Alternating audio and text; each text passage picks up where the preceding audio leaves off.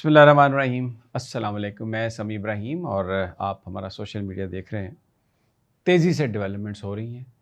کل کا جو پنڈی کا احتجاج تھا اس نے پولیٹیکل جو ایک سینیریو ہے سارے کا سارا تبدیل کر دیا، اور قاضی فائز عیسیٰ کو اب جھٹکے پہ جھٹکا، اب وہ کھائے گا جھٹکے۔ یہ ہفتہ بڑا اہم ہے کیونکہ انہوں نے جو پریکٹس اینڈ پروسیجر کمیٹی ہے انہوں نے بغیر کسی اجلاس کے منصور علی شاہ صاحب کی شرکت بغیر بینچز بنا دیے۔ اب وکلاء نے تقریباً 300 سے زیادہ وکلاء ہیں، سینئر وکلاء، لیکن اہم بات یہ ہے کہ ان میں سے اکثریت ان وکلاء کی ہے جو ماضی میں قاضی فائز عیسیٰ کا ساتھ دیتے رہے ہیں۔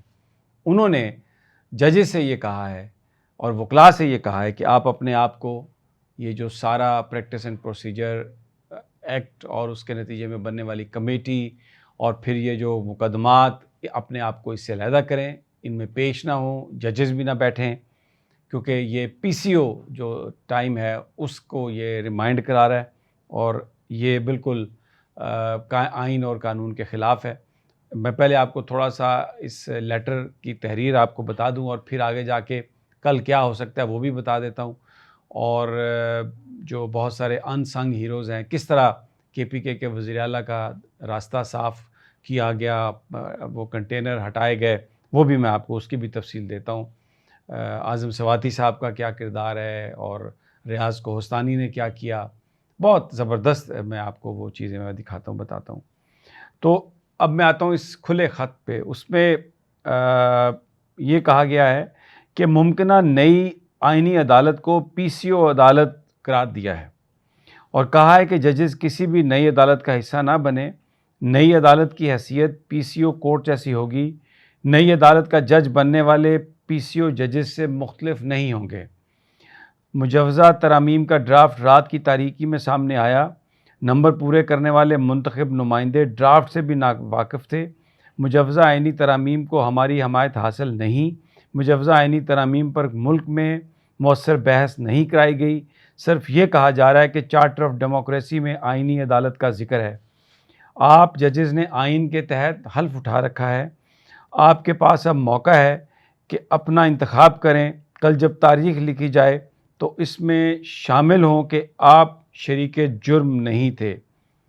بہت یہ اسٹرانگ لیٹر ہے، اور جن وکلاء نے یہ لیٹر لکھا ہے میں آپ کو بتاؤں، ان کے جو نام ہیں وہ وکلاء ہیں جو بڑے بااثر ہیں، بڑے پریسٹیجیس ہیں، اچھی ریپیوٹ والے ہیں۔ ماضی میں وہ قاضی فائز عیسیٰ صاحب جو کچھ ٹرانسپیرنسی کے نام پر ڈیمانڈ کرتے تھے اس کی وہ حمایت کرتے رہے۔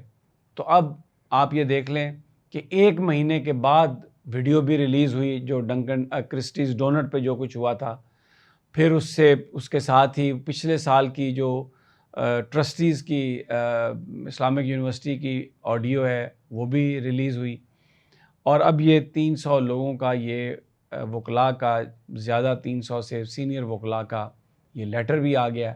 تو اس سے آپ کو اندازہ ہوتا ہے کہ اب قاضی فائز عیسیٰ کا شو جو ہے وہ ختم ہو گیا۔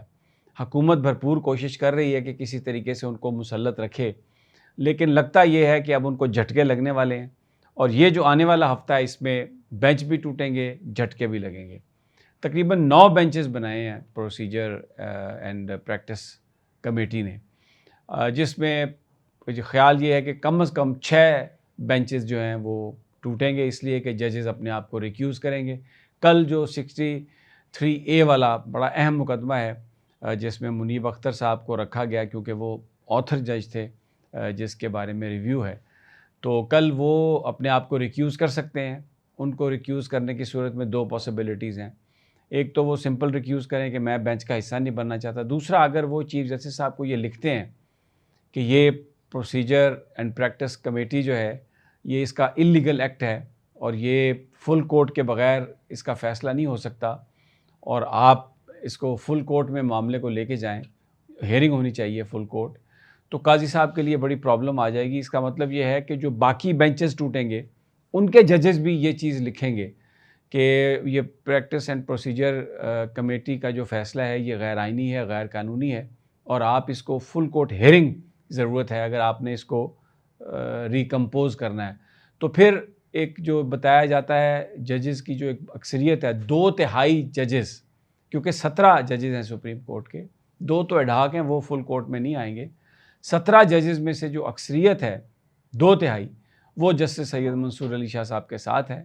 اور یہ ایک ہفتہ جو ہے بڑا اہم ہے، کیونکہ اگر اس ہفتے میں جو آئینی ترامیم کی بات ہو رہی ہے اگر وہ نہیں ہو سکتی، اور ایسا لگ رہا ہے کہ مولانا فضل الرحمان نے منع کر دیا ہے، اگرچہ حکومتی یہ جو قائدین ہیں وہ یہ دے رہے ہیں تاثر، اور بہت سارے صحافی اینکرز جنہوں نے مولانا فضل الرحمان سے بات کی ہے وہ بھی یہی تاثر دینے کی کوشش کر رہے ہیں کہ یہ مولانا مان گئے ہیں، لیکن جو مولانا کے لوگ ہیں قریبی وہ کہتے ہیں کہ مولانا بالکل کسی قیمت پر یہ ان شرائط پر یا اس قانون سازی پر یا آئین سازی پر راضی نہیں ہوں گے، تو اس لیے اس کا امکان بہت کم ہے. تو پھر اگلے ہفتے کے بعد بہت کم ٹائم بچتا ہے حکومت کے پاس، یہ ترامیم نہیں ہوں گی، پھر قاضی صاحب کا جانا ٹھہر چکا، اس لیے کہ 15 کو SCO کا اجلاس ہونا ہے اور اس سے 2-3 دن پہلے مہمانوں کی آمد بھی شروع ہو جائے گی.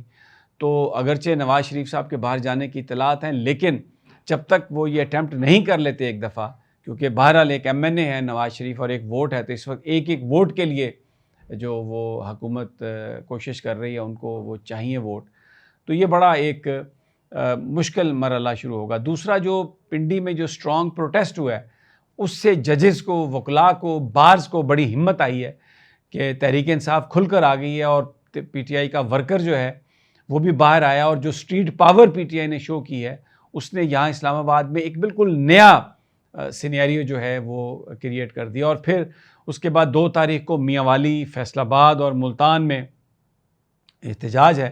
یہ ڈویژنل ہیڈ کوارٹرز ہیں، تو پورے ڈویژنل جو پارٹیز ہیں وہ یہاں پر آئیں گی، نزدیکی جگہوں سے بھی لوگ آئیں گے، تو پولیس کو ان 3-4 جگہوں پر انگیج کرنا خاصا مشکل ہوگا، کیونکہ مختلف جگہوں سے قافلے آئیں گے، نزدیکی علاقوں سے قافلے آئیں گے، کم از کم اس ڈویژن کے مختلف شہروں سے، اضلاع سے قافلے آئیں گے. تو جو پنڈی پولیس کا حال ہوا ہے یہاں پہ، وہ لگتا نہیں ہے کہ وہ اس کو کنٹین کر پائیں گے.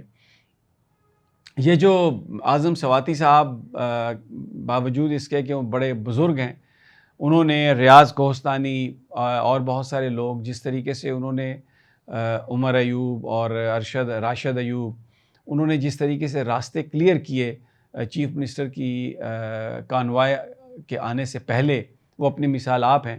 اور پھر بہت سارے پولیس والے جو PTI کے ورکرز کے ہتھے چڑھ گئے تھے، اور اگر وہاں پر یہ لوگ مداخلت نہ کرتے تو شاید وہ قتل ہی ہو جاتے. اسی طرح جب میکڈونلڈ برج پر پہنچے ہیں CM صاحب، تو 3 بیچارے پولیس والے باتھ روم میں چھپے ہوئے تھے، ان کی سیکیورٹی نے ان کو ریسکیو کرایا. تو بہت یہ کل اس طرح کے واقعات جو سوشل میڈیا پر آ رہے ہیں، جس میں PTI کے ورکرز کس قدر ہیومین ہیں، لا ابائڈنگ بائی ہیں، کس طرح انہوں نے پولیس جو ان کو مار پیٹ رہی تھی ان کو بھی پکڑا، لیکن قیادت نے ان کو ریسکیو کرایا. وہ ایک تمانچہ ہے ان لوگوں کے منہ پر جو یہ کہہ رہے ہیں کہ 9 مئی میں PTI انوالو تھی. تو انشاءاللہ جلد ملاقات ہوتی ہے اگلی ویڈیو میں. اجازت، اللہ نگہبان.